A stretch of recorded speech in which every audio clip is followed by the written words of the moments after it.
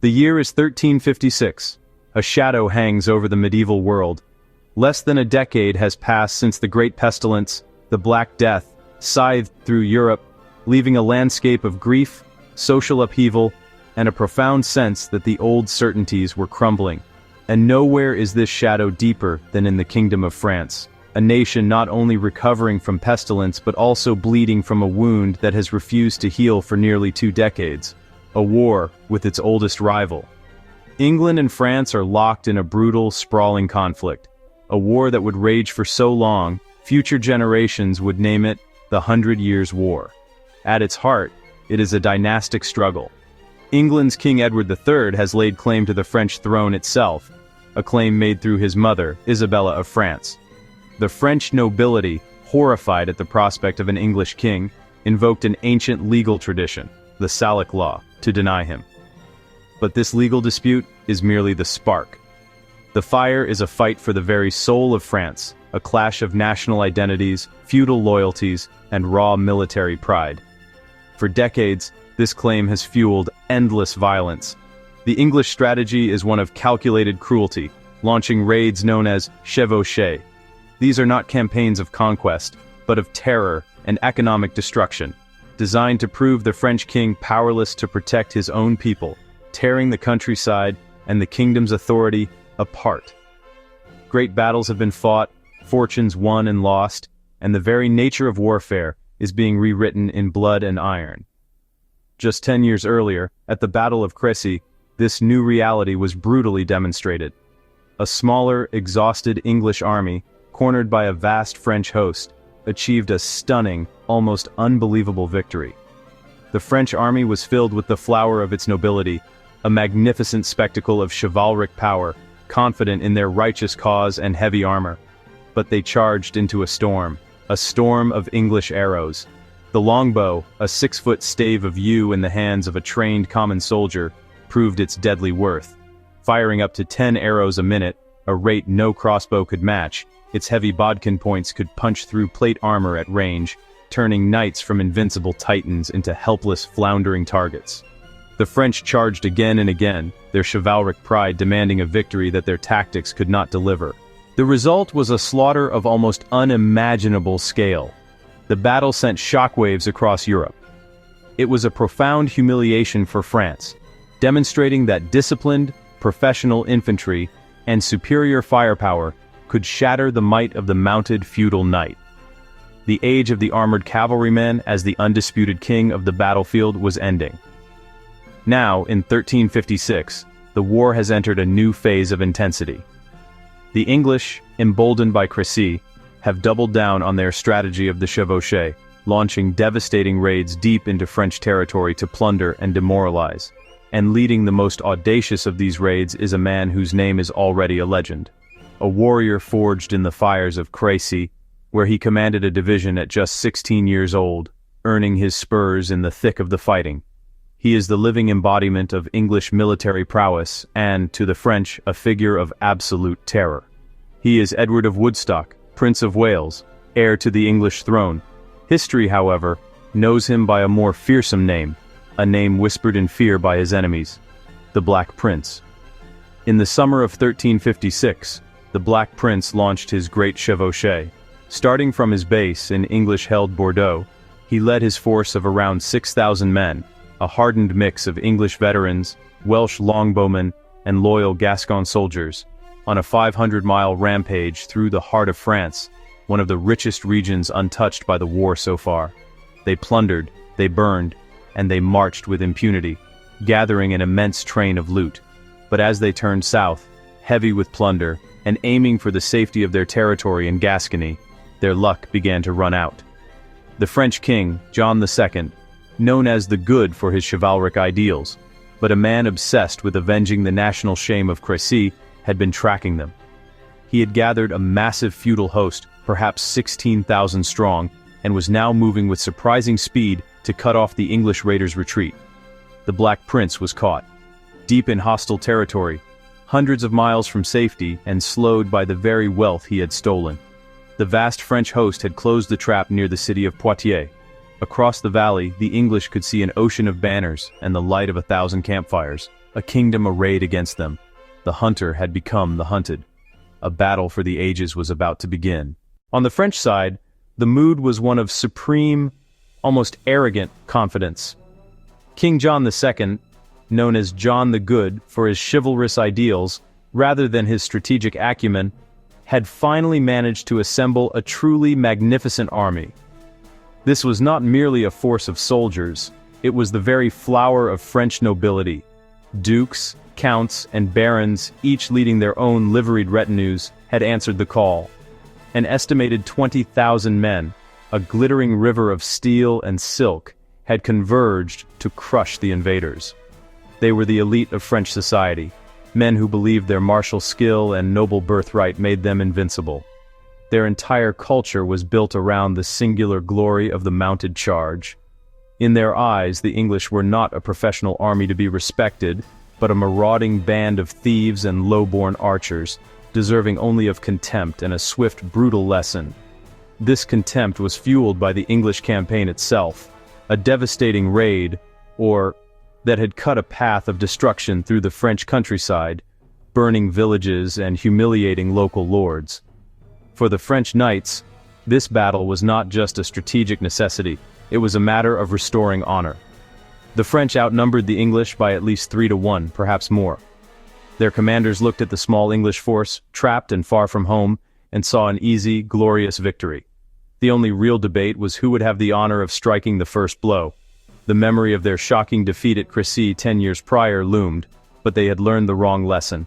They blamed the loss not on flawed tactics, but on a lack of chivalric zeal. This time, they would simply charge harder.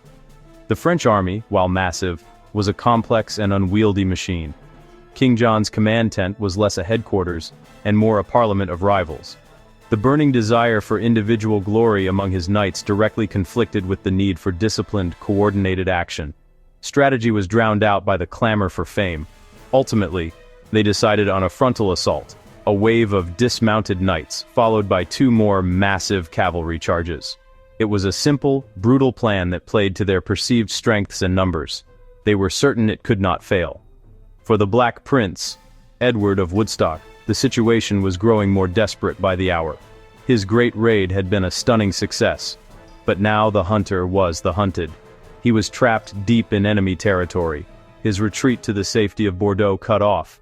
As a superior force bore down on him, his men were exhausted, and his army was slowed by a long train of wagons filled with plunder. As a last resort, the prince sought negotiation. The papal legate, Cardinal de Périgord, spent a full day riding between the 2 camps, desperately trying to broker a peace. The prince, a pragmatist who understood his dire position, made a remarkable offer.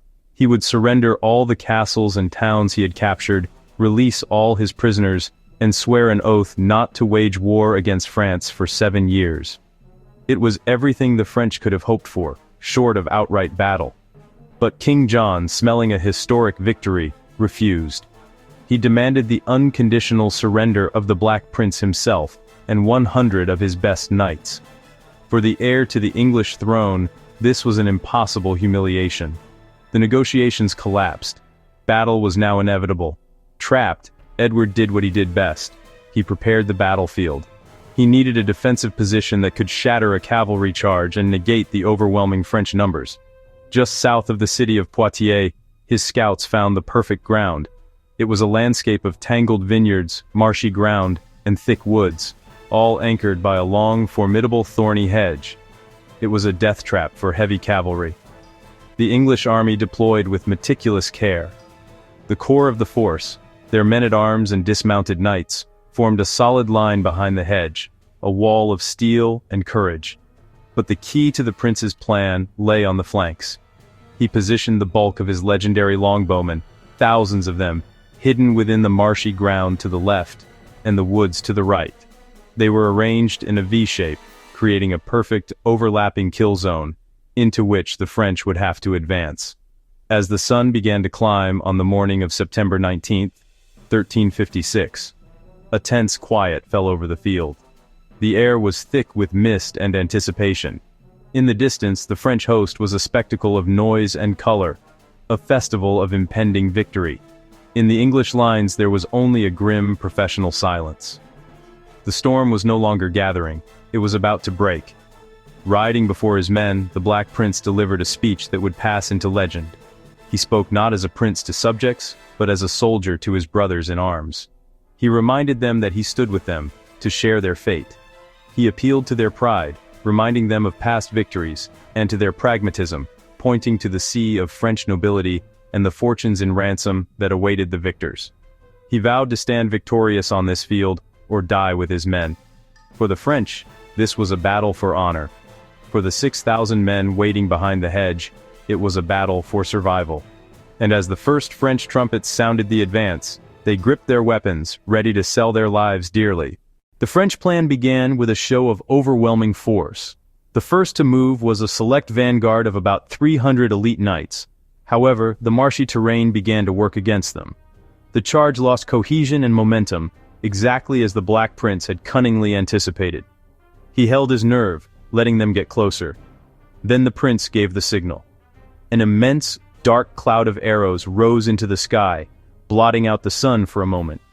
The longbow darkened the skies once again. The first volley descended with a terrifying high-pitched whistle.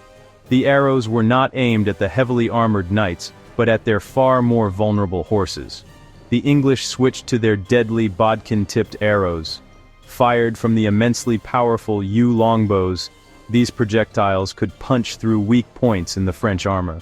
The survivors, few in number, turned and fled, crashing directly into the front ranks of the Dauphin's advancing infantry division. The retreat quickly lost all discipline, becoming a panicked scramble to escape the horrific killing ground.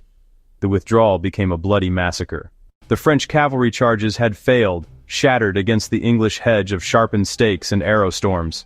But the English position was precarious. They were exhausted, outnumbered, and critically low on arrows. Facing this new reality, the Black Prince made a bold and cunning decision, one born of desperation and tactical genius. He ordered a feigned retreat. To the French, watching from their dominant position, it looked as if the English were finally broken, trying to slip away from a field they could no longer hold. The movement was deliberate, with wagons being loaded and banners starting to move to the rear. A carefully orchestrated piece of battlefield theater designed to lure the French into a fatal error. For King John, this was the moment he had been waiting for. His frustration at the failure of his knights now turned to elation. He saw this as his golden opportunity to deliver the final crushing blow. Learning from the earlier disasters, he ordered his own massive division, thousands of knights and men-at-arms, to dismount and advance on foot. This, he believed, would negate the threat of the English longbows, and allow his superior numbers to grind the remaining English into the dirt. He gave the order to advance. The great French host, a forest of steel and banners, began its slow, confident march up the slope, directly into the jaws of the prince's trap. As the French committed their main force, the prince gave his own signal. A messenger, chosen for his speed and courage, galloped from the English lines, racing across the open ground toward a wooded hillock that overlooked the battlefield. Hidden there was the prince's trump card, a mobile reserve of 600 Gascon knights and men-at-arms, led by the loyal and formidable Jean de Grailly, the Captal de Buch. They had waited patiently all day, concealed from view. The messenger reached the tree line, bearing a single urgent order from the prince: attack, and attack now. With banners unfurled, the Captal de Buch's elite knights thundered down the slope. They smashed into the exposed left flank and rear of the French king's division with terrifying force. The French, marching ponderously uphill on foot, were entirely focused on the English to their front. They had no flank guard, no cavalry screen, no warning of the danger that now enveloped them. The disciplined ranks of John's division, so confident moments before, dissolved into chaos as the Gascon charge ripped through them, sowing panic and confusion. Simultaneously, as the French rear collapsed, the Black Prince played the final part of his gambit. On his command, the feigned retreat halted. A great cry went up from the English line. St. George, Guienne! The men-at-arms who had been withdrawing turned on a dime and charged back toward the hedge, crashing into the shocked and disordered French vanguard. Behind them, the English archers, having scavenged what arrows they could from the field, unleashed a final, murderous volley, at point-blank range, into the dense, struggling mass of French soldiery. The trap was sprung. The French army disintegrated. Attacked from the front, flank, and rear, its morale shattered. While many of his great nobles and their retainers broke ranks and tried to flee the carnage, King John refused to yield. Upholding the chivalric ideal, he gathered his personal household knights, his 14-year-old son Philip, and a small group of loyal nobles around him. Wielding a great battle-axe, the king fought on, a beacon of royal defiance in a sea of routing men. What followed was not a battle, but a slaughter. The battlefield was no longer a stage for honorable combat, but a desperate scramble for survival. English and Gascon soldiers swarmed over the field, overwhelming pockets of resistance. Low-born archers, armed with mallets and daggers, moved among the fallen French knights, whose heavy armor made them helpless on the ground. Instead of being taken for ransom, many were killed outright. This brutal efficiency shattered the mystique of the aristocratic mounted warrior. Finally, King John, exhausted and battered, found himself almost alone, his small circle of defenders slain or captured. He was surrounded by a clamoring mob of enemy soldiers, all eager to claim the ultimate prize. To avoid being killed in the scrum, he finally surrendered. The capture of a reigning monarch on the field of battle was a cataclysmic event, a national humiliation for France beyond measure. At Poitiers, the old rules of war had been broken. Even a king was not safe. The Black Prince himself was reportedly stunned when he learned the news. He treated his royal captive not as a defeated enemy, but with the utmost courtesy and respect. The Black Prince had not just defeated a French army, he had decapitated the French state. The French losses were staggering. Thousands had been killed, thousands more captured, including a huge portion of the French nobility, who would be held for ransom. The English, by contrast, had suffered remarkably few casualties. The capture of King John II plunged France into a profound and lasting crisis. With its leadership gone, the country spiraled into chaos, peasant revolts, and civil war. Poitiers reinforced the lesson of Crécy. A well-led professional army using intelligent tactics and superior firepower could defeat a larger, less disciplined feudal host. Their shocking victory shaped two nations and remains a timeless epic of how strategy can triumph over strength. Subscribe for more epic history battles every week.